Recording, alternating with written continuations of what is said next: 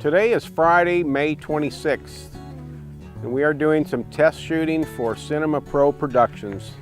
I'm going to be reading a little book called The Self-Centeredness, the Root of All Grief, just to check out our sound and our video.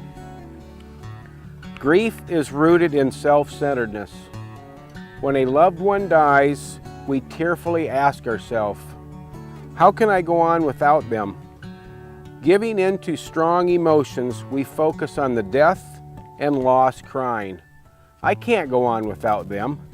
We then convince ourselves our mourning is for the dead, when in reality it's for ourselves.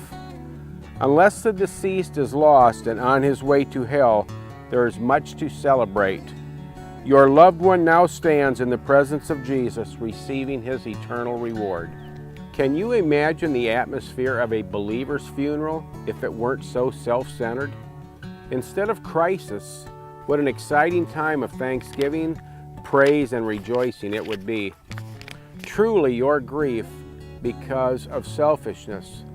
Pain and loss seem more real to you than your loved one's happiness. Stop and ask yourself, am I really grieving?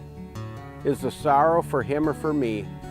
An honest answer will reveal the selfishness in your heart.